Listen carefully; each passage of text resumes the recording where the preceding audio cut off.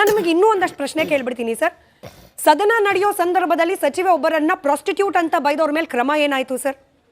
ಸರ್ಕಾರದ ಮುಖ್ಯ ಕಾರ್ಯದರ್ಶಿಯಾದ ಶಾಲಿನಿ ರಜನೀಶ್ ಅವರನ್ನ ಅವ್ರು ಮಲ್ಗೋ ಅವರಿಗೆ ರೊಟೀನ್ ವಿಚಾರಕ್ಕೆ ಪ್ರಶ್ನೆ ಮಾಡಿದ MLC ರವಿಕುಮಾರ್ ಅವ್ರ ಮೇಲೆ ಏನು ಕ್ರಮ ಆಯಿತು ಸರ್? ಕೇಂದ್ರ ಸಚಿವೆ ನಿರ್ಮಲಾ ಸೀತಾರಾಮನ್ ಅವರನ್ನ ಅವಳು ಇವಳು ಅಂದ ಮುಖ್ಯಮಂತ್ರಿ ಸಿದ್ದರಾಮಯ್ಯ ಅವ್ರ ಮೇಲೆ ಏನು ಕ್ರಮ ಆಯಿತು ಸರ್? ಕಬ್ಬಿನ ಬೆಂಬಲ ಬೆಲೆಯನ್ನ ಕೇಳಲಿಕ್ಕೆ ಹೋರಾಟ ನಡೆಸಿದ ಮಹಿಳೆಯನ್ನ ನೀನ್ ಎಲ್ ಮಲ್ಗಿದ್ಯಪ್ಪ ಅಂತ ಕೇಳಿದ ಹಾಲಿ ಕೇಂದ್ರ ಸಚಿವರಾದ ಕುಮಾರಸ್ವಾಮಿ ಅವ್ರ ಮೇಲೆ ಏನು ಕ್ರಮ ಆಯಿತು ಸರ್? ಅಂದ್ರೆ ಮಹಿಳೆಯರನ್ನ ಗೌರವಿಸುವ ಆಧರಿಸುವ ಅಧಿಕಾರಿಗಳ ಮೇಲೆ ದಬ್ಬಾಳಿಕೆ ದೌರ್ಜನ್ಯ ಮಾತನಾಡೋಣ ಸರ್. ಮಹಿಳೆಯ ಗೌರವವನ್ನ ಕಾಪಾಡುವ ಘನತೆವೆತ್ತ ಜನಪ್ರತಿನಿಧಿಗಳ ಬಾಯಲ್ಲಿ ಬಂದ ಮಾತುಗಳಿಗೆ ಏನ್ ಶಿಕ್ಷೆ ಆಯ್ತು ಅಂತ? ಶಿಕ್ಷೆ ಆಗ್ಬೇಕಾಗಿತ್ತಲ್ವಾ? ಆಗಿಲ್ಲ. ಅದು ಏನಾಗುತ್ತೆ ಅಂದರೆ ನನ್ನ ಅಬ್ಸರ್ವೇಷನ್ ಏನಂದರೆ ಇದು it is a problem in the culture. ಇವರು ಜನಪ್ರತಿನಿಧಿಗಳು ಆರಿಸಿ ಬಂದ ತಕ್ಷಣ ನಾವೇನೋ ದೊರೆಗಳಾಗ್ಬಿಟ್ವೆ, ನಾವೇನೋ ಪಾಳೆಗಾರ ಆಗಿಬಿಟ್ವಿ ಅನ್ನೋ ಒಂದು ಕಲ್ಪನೆಯಲ್ಲಿ ಇರ್ತಾರೆ. ಅದೇ ರೀತಿ ಅವ್ರಿಗೆ ಅಭ್ಯಾಸ ಆಗಿಬಿಡ್ತಿದೆ. ತಮ್ಮ ಹಿಂಬಾಲಕರು ಕೆಲವು ಹುಡುಗರು ಇರ್ತಾರಲ್ಲ, the male members of their support group, ಅವ್ರ ಜೊತೆ ಮಾತಾಡಿ ಅಭ್ಯಾಸ ಆಗಿರ್ತದೆ. ಅದೇ ರೀತಿ ಹೆಣ್ಮಕ್ಳ ಜೊತೆ ಮಾತಾಡ್ತಾರೆ. ಯಾರ ಜೊತೆ ಹಾಗೆ ಮಾತಾಡಬಾರ್ದು. ನೀವು ಜನ ಸೇವಕರು, ನಾನು ಜನರ ಸೇವೆಗೋಸ್ಕರ ನಾನು ಜನರ ಪ್ರತಿನಿಧಿಯಾಗಿ ಆಯ್ಕೆ ಆಗಿದ್ದೇನೆ ಅನ್ನೋ ಭಾವನೆ ಇದ್ದ ಯಾವ ನಾಯಕನು ಈ ಥರ ಮಾತಾಡೋದಿಲ್ಲ. We see lot of other countries ಹೀಗೆ ಈ ಥರ ಮಾತಾಡೋದಿಲ್ಲ. ಯಾಕಂದ್ರೆ ದೇರ್ ಇಸ್ ಅಲ್ಲಿ ಪರ್ಸೆಪ್ಷನ್ ಏನು, ನಾನು ಜನರ ಸೇವೆ ಮಾಡೋದಕ್ಕೆ ನಾನು ಆಯ್ಕೆ ಆಗಿದ್ದೇನೆ, ನಾನು ಮೇಯರ್ ಆಗಿದ್ದೇನೋ ಅಥವಾ ಶಾಸಕನಾಗಿದ್ದೇನೋ ಸಂಸದನಾಗಿದ್ದೇನೋ, ಜನರ ಸೇವೆ ಮಾಡೋದಕ್ಕೆ ಆಗಿದ್ದೇನೆ, ಜನರನ್ನು ಆಳೋದಕ್ಕೆ ಆಗಿಲ್ಲ. ಇಲ್ಲಿ ಏನಾಗಿದೆ, ಅದೊಂದು ಕಲ್ಪನೆ ಇದೆ, ನಾವು ಜನರನ್ನು ಆಳ್ತೇವೆ ಅಂತ. ನೀವು ಆಳುವ ವರ್ಗ ಅಲ್ಲ, ನೀವು ಸೇವೆ ಮಾಡುವ ವರ್ಗ. ಅದ್ರ ಜೊತೆಗೇನೆ ಇಲ್ಲಿ ಅನೇಕ ಪಕ್ಷಗಳು ಮತ್ತು ಪಕ್ಷಗಳ ಜೊತೆಲಿ ಮತ್ತೇನೇನೋ ಗುತ್ತಿಗೆದಾರ 108 ಒತ್ತಡದಲ್ಲಿ ಅಧಿಕಾರಿಗಳಿರ್ತಾರೆ. 1-2 ಅಲ್ಲ, ಒಂದು ವರ್ಗದಿಂದ ಒಂದು ಮಾತು ಬಂದರೆ ಅದಕ್ಕೆ ತದ್ವಿರುದ್ಧವಾದ ಇನ್ನೊಂದು ಇನ್ಸ್ಟ್ರಕ್ಷನ್ ಇನ್ನೊಂದು ಕಡೆಯಿಂದ ಬಂದಿರ್ತದೆ. ಆ ಥರ ಇರುವಾಗ ಅಧಿಕಾರಿಗಳನ್ನು ಹೇಗೆ ನಡೆಸ್ಕೋಬೇಕು, whether it is male or female, that's first thing. ಅದ್ರ ಜೊತೆಗೇನೆ ಒಬ್ಬ ಮಹಿಳೆ ಅಧಿಕಾರಿ ಆಗಿದ ತಕ್ಷಣ ನೀವು ಇಲ್ಲಿನ culture that's very ugly phenomenon, whether it is in government or in industry or any domain. When a woman rises, somehow there is some sort of a resentment. ಪುರುಷ ವರ್ಗಕ್ಕೆ ಒಂದು ರೀತಿಯ ಅದೇನೋಪ್ಪ, they can't accept it as it is. ಈಗ ಒಬ್ಬ ಮಹಿಳೆ ದೊಡ್ಡ IAS ಆಗಿ ಅಧಿಕಾರದಲ್ಲಿದ್ದಾರೆ ಅಥವಾ ಬಿಸ್ನೆಸ್ ವುಮನ್ ಆಗಿ ಸಕ್ಸಸ್ಫುಲ್ ಆಗಿದ್ದಾರೆ ಅಂದ್ರೆ ಮಹಿಳೆಯರಿಂದ ಕಮಾಂಡ್ ಸ್ವೀಕರಿಸುವಷ್ಟು ಇನ್ನು ಉದಾರ ಮನಸ್ಥಿತಿಯಲ್ಲಿ ಕೆಲ ಪುರುಷರು, ನಾನು ಎಲ್ಲರೂ ಅಂತ ಹೇಳಲ್ಲ, ಕೆಲ ಪುರುಷರು ಬಂದಿಲ್ಲ, ಇನ್ನು ಬಂದಿಲ್ಲ. ಯಾಕೆ ನಾವು ಮಹಿಳೆಗೆ ಜೀವ ಉಜಿರಬೇಕು ಏನಂಗಂದ್ರೆ she is there, rightfully there. ಒಂದು ಪ್ರಜಾಸತ್ತಾತ್ಮಕ ವ್ಯವಸ್ಥೆಯಲ್ಲಿ ಶಿ ಇಸ್ ರೈಟ್ಫುಲಿ ದೇರ್. ಆ ರೀತಿಯಾಗಿ ಮಾತಾಡ್ತಾರೆ. ಅದಕ್ಕೆ ದಟ್ಸ್ ಹೈಲಿ ಡಿಪ್ಲೋರೇಬಲ್. ನಾನು ನಿಮಗೆ ಇನ್ನೂ ಒಂದಷ್ಟು ಪ್ರಶ್ನೆ ಕೇಳ್ಬಿಡ್ತೀನಿ ಸರ್. ಸದನ ನಡೆಯೋ ಸಂದರ್ಭದಲ್ಲಿ ಸಚಿವೆ ಒಬ್ಬರನ್ನ ಪ್ರಾಸ್ಟಿಟ್ಯೂಟ್ ಅಂತ ಬೈದವ್ರ ಮೇಲೆ ಕ್ರಮ ಏನಾಯ್ತು ಸರ್? ಸರ್ಕಾರದ ಮುಖ್ಯ ಕಾರ್ಯದರ್ಶಿಯಾದ ಶಾಲಿನಿ ರಜನೀಶ್ ಅವರನ್ನ ಅವ್ರು ಮಲ್ಗೋ ಅವರಿಗೆ ರೊಟೀನ್ ವಿಚಾರಕ್ಕೆ ಪ್ರಶ್ನೆ ಮಾಡಿದ MLC ರವಿಕುಮಾರ್ ಅವ್ರ ಮೇಲೆ ಏನು ಕ್ರಮ ಆಯಿತು ಸರ್?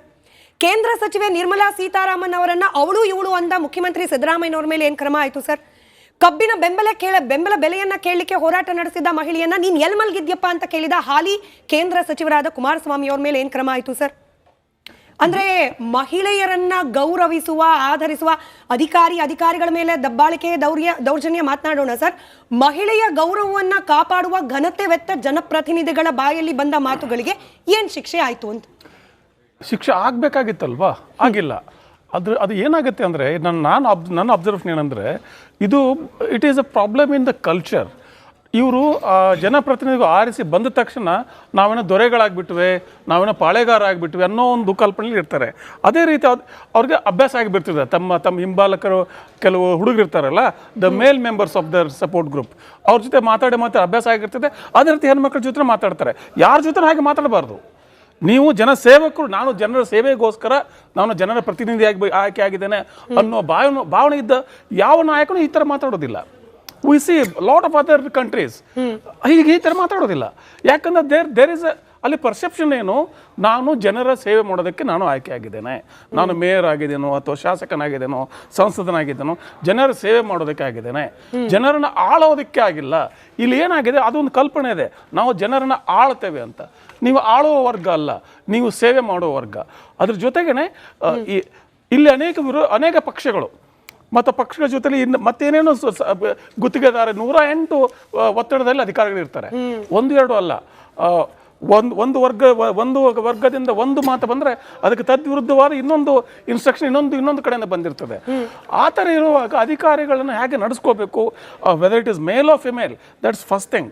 ಅದ್ರ ಜೊತೆಗೇ ಒಬ್ಬ ಮಹಿಳೆ ಅಧಿಕಾರಿ ಆಗಿದ ಅಂದ ತಕ್ಷಣ ನೀವು ಒಂದು ಇಲ್ಲಿನ ಕಲ್ಚರ್ ಅದು that's very ugly phenomenon, whether it is in government or in industry or any domain. When a woman rises somehow there is some sort of a resentment. ಪುರುಷ ವರ್ಗಕ್ಕೆ ಒಂದು ರೀತಿಯ ಅದೇನೋಪ್ಪ, they can't accept it as it is. ಈಗ ಒಬ್ಬ ಮಹಿಳೆ ದೊಡ್ಡ IAS ಆಗಿ ಅಧಿಕಾರದಲ್ಲಿದ್ದಾರೆ ಅಥವಾ ಬಿಸ್ನೆಸ್ ವುಮನ್ ಆಗಿ ಸಕ್ಸಸ್ಫುಲ್ ಆಗಿದ್ದಾರೆ ಅಂದ್ರೆ ಮಹಿಳೆಯರಿಂದ ಕಮಾಂಡ್ ಸ್ವೀಕರಿಸುವಷ್ಟು ಇನ್ನು ಉದಾರ ಮನಸ್ಥಿತಿಯಲ್ಲಿ ಕೆಲ ಪುರುಷರು, ನಾನು ಎಲ್ಲರೂ ಅಂತ ಹೇಳಲ್ಲ, ಕೆಲ ಪುರುಷರು ಬಂದಿಲ್ಲ ಇನ್ನು ಬಂದಿಲ್ಲ. ಯಾಕೆ ನಾವು ಮಹಿಳೆಗೆ ಜೀವ ಉಜಿರಬೇಕು ಏನಂಗಂದ್ರೆ she is there rightfully there. ಒಂದು ಪ್ರಜಾಸತ್ತಾತ್ಮಕ ವ್ಯವಸ್ಥೆಯಲ್ಲಿ ಶಿ ಇಸ್ ರೈಟ್ಫುಲಿ ದೇರ್. ಆ ರೀತಿಯಾಗಿ ಮಾತಾಡ್ತಾರೆ. ಅದಕ್ಕೆ ದಟ್ಸ್ ಹೈಲಿ ಡಿಪ್ಲೊರೇಬಲ್. ನಾನು ನಿಮಗೆ ಇನ್ನೂ ಒಂದಷ್ಟು ಪ್ರಶ್ನೆ ಕೇಳ್ಬಿಡ್ತೀನಿ ಸರ್. ಸದನ ನಡೆಯೋ ಸಂದರ್ಭದಲ್ಲಿ ಸಚಿವ ಒಬ್ಬರನ್ನ ಪ್ರಾಸ್ಟಿಟ್ಯೂಟ್ ಅಂತ ಬೈದವ್ರ ಮೇಲೆ ಕ್ರಮ ಏನಾಯ್ತು ಸರ್? ಸರ್ಕಾರದ ಮುಖ್ಯ ಕಾರ್ಯದರ್ಶಿಯಾದ ಶಾಲಿನಿ ರಜನೀಶ್ ಅವರನ್ನ ಅವ್ರು ಮಲ್ಗೋ ಅವರಿಗೆ ರೊಟೀನ್ ವಿಚಾರಕ್ಕೆ ಪ್ರಶ್ನೆ ಮಾಡಿದ MLC ರವಿಕುಮಾರ್ ಅವ್ರ ಮೇಲೆ ಏನ್ ಕ್ರಮ ಆಯ್ತು ಸರ್? ಕೇಂದ್ರ ಸಚಿವೆ ನಿರ್ಮಲಾ ಸೀತಾರಾಮನ್ ಅವರನ್ನ ಅವಳು ಇವಳು ಅಂದ ಮುಖ್ಯಮಂತ್ರಿ ಸಿದ್ದರಾಮಯ್ಯನವ್ರ ಮೇಲೆ ಏನ್ ಕ್ರಮ ಆಯ್ತು ಸರ್?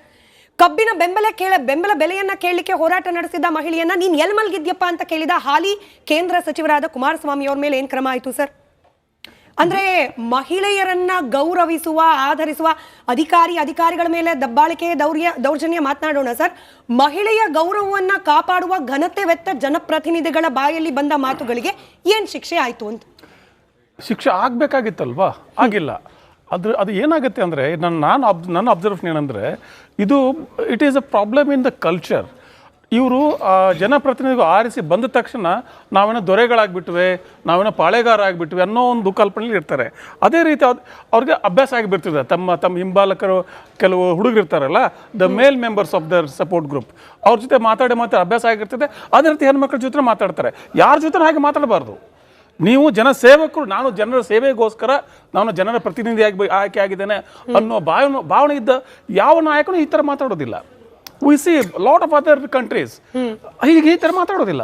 ಯಾಕಂದ್ರೆ ದೇರ್ ಇಸ್ ಅಲ್ಲಿ ಪರ್ಸೆಪ್ಷನ್ ಏನು, ನಾನು ಜನರ ಸೇವೆ ಮಾಡೋದಕ್ಕೆ ನಾನು ಆಯ್ಕೆ ಆಗಿದ್ದೇನೆ, ನಾನು ಮೇಯರ್ ಆಗಿದ್ದೇನೋ ಅಥವಾ ಶಾಸಕನಾಗಿದ್ದೇನೋ ಸಂಸದನಾಗಿದ್ದೇನೋ, ಜನರ ಸೇವೆ ಮಾಡೋದಕ್ಕೆ ಆಗಿದ್ದೇನೆ, ಜನರನ್ನು ಆಳೋದಕ್ಕೆ ಆಗಿಲ್ಲ.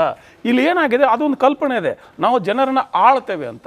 ನೀವು ಆಳುವ ವರ್ಗ ಅಲ್ಲ, ನೀವು ಸೇವೆ ಮಾಡುವ ವರ್ಗ. ಅದ್ರ ಜೊತೆಗೇ ಇಲ್ಲಿ ಅನೇಕ ಪಕ್ಷಗಳು ಮತ್ತು ಪಕ್ಷಗಳ ಜೊತೆಲಿ ಮತ್ತೇನೇನೋ ಗುತ್ತಿಗೆದಾರ 108 ಒತ್ತಡದಲ್ಲಿ ಅಧಿಕಾರಿಗಳಿರ್ತಾರೆ. 1-2 ಅಲ್ಲ. ಒಂದು ವರ್ಗದಿಂದ ಒಂದು ಮಾತು ಬಂದರೆ ಅದಕ್ಕೆ ತದ್ವಿರುದ್ಧವಾದ ಇನ್ನೊಂದು ಇನ್ಸ್ಟ್ರಕ್ಷನ್ ಇನ್ನೊಂದು ಕಡೆಯಿಂದ ಬಂದಿರ್ತದೆ. ಆ ಥರ ಇರುವಾಗ ಅಧಿಕಾರಿಗಳನ್ನು ಹೇಗೆ ನಡೆಸ್ಕೋಬೇಕು, whether it is male or female, that's first thing. ಅದ್ರ ಜೊತೆಗೇ ಒಬ್ಬ ಮಹಿಳೆ ಅಧಿಕಾರಿ ಆಗಿದ ಅಂದ ತಕ್ಷಣ ನೀವು ಒಂದು ಇಲ್ಲಿನ ಕಲ್ಚರ್ ಅದು that's very ugly phenomenon, whether it is in government or in industry or any domain. When a woman rises somehow there is some sort of a resentment. ಪುರುಷ ವರ್ಗಕ್ಕೆ ಒಂದು ರೀತಿಯ ಅದೇನೋಪ್ಪ, they can't accept it as it is. ಈಗ ಒಬ್ಬ ಮಹಿಳೆ ದೊಡ್ಡ IAS ಆಗಿ ಅಧಿಕಾರದಲ್ಲಿದ್ದಾರೆ ಅಥವಾ ಬಿಸ್ನೆಸ್ ವುಮನ್ ಆಗಿ ಸಕ್ಸಸ್ಫುಲ್ ಆಗಿದ್ದಾರೆ. ಅಂದ್ರೆ ಮಹಿಳೆಯರಿಂದ ಕಮಾಂಡ್ ಸ್ವೀಕರಿಸುವಷ್ಟು